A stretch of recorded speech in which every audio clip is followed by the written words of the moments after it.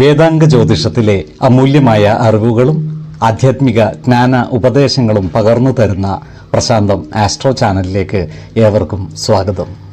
ഈ ചാനൽ ഇതുവരെയും സബ്സ്ക്രൈബ് ചെയ്യാത്തവർ ഇപ്പോൾ തന്നെ സബ്സ്ക്രൈബ് ചെയ്യുക. നോട്ടിഫിക്കേഷൻ ലഭിക്കുന്നതിനായി ബെൽ ബട്ടൺ അമർത്തുമല്ലോ.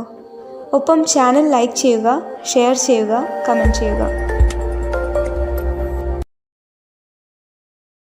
കൊല്ലവർഷം 1200 ആണ്ടിലെ മകര സംക്രമം പുണർദം നക്ഷത്രത്തിലാണ്.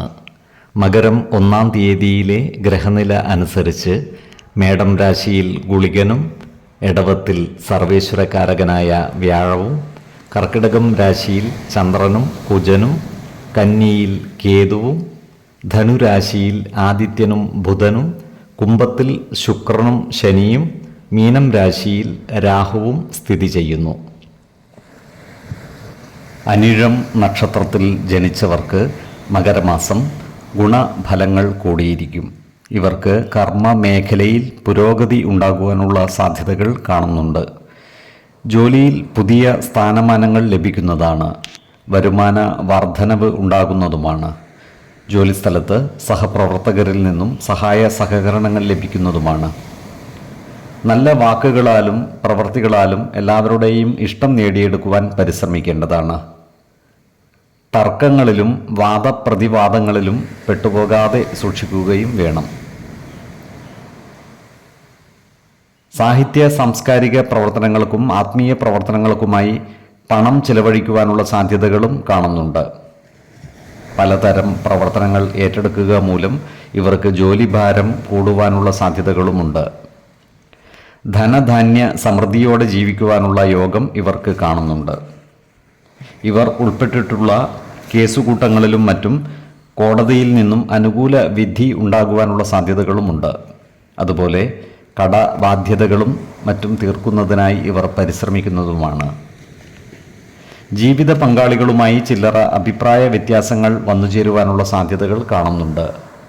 അതിനാൽ കുടുംബത്തിലെ പ്രധാന കാര്യങ്ങൾ അവരുമായി തുറന്നു പറയുകയും അവരുടെ അഭിപ്രായ നിർദ്ദേശങ്ങൾക്ക് അർഹമായ പരിഗണനകൾ നൽകുകയും വേണം. ഇവർക്ക് വിദേശവാസത്തിനുള്ള യോഗവും കാണുന്നുണ്ട്. അതുപോലെ ചില വസ്തുവകകൾ ഇവർക്ക് നഷ്ടപ്പെട്ടു പോകുവാനുള്ള സാധ്യതകളുമുണ്ട്. ഇവർക്ക് കുടുംബജനങ്ങളിൽ നിന്നും നല്ല സഹകരണം ലഭിക്കുന്നതാണ്. കുടുംബ സംഗമത്തിലും മറ്റും പങ്കുചേരുവാനുള്ള സാഹചര്യവും ഇവർക്ക് ഒത്തുവരുന്നതാണ്. ആരോഗ്യകാര്യങ്ങളിലും ഈ നക്ഷത്രക്കാർ ഒരു പ്രത്യേക ശ്രദ്ധ പുലർത്തുന്നത് ഗുണകരമായിരിക്കും. പ്രത്യേകിച്ചും നേത്രരോഗമുള്ളവർ കൃത്യമായ വൈദ്യ പരിശോധനകൾ നടത്തുന്നതും ഡോക്ടർമാരുടെ നിർദ്ദേശമനുസരിച്ചുള്ള മരുന്നുകൾ മുടങ്ങാതെ കഴിക്കുന്നതും ഗുണകരമായിരിക്കും. 2, 12, 26 തീയതികൾ അനുകൂലമാണ്.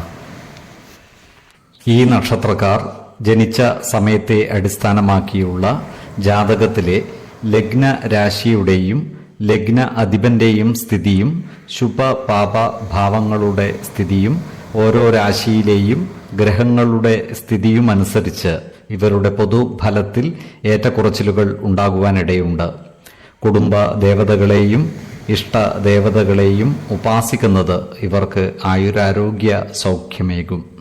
ഇഷ്ടദേവതാ മന്ത്രം 108 തവണ ദിനംതോറും ലിഖിത ജപം ചെയ്തു വരുന്നത് ഇവർക്ക് സർവ്വ ഐശ്വര്യങ്ങളുമേകും. നല്ല വ്യക്തി സാധനകളോടെയും ഉപാസനകളോടെയും മുന്നേറിയാൽ സർവേശ്വരാനുഗ്രഹത്താൽ ഇവരുടെ സർവ്വ കാര്യങ്ങളും മംഗളകരമാകും. നന്ദി, നമസ്കാരം. ജ്യോതിഷരത്നം പ്രശാന്ത് കണ്ണോം.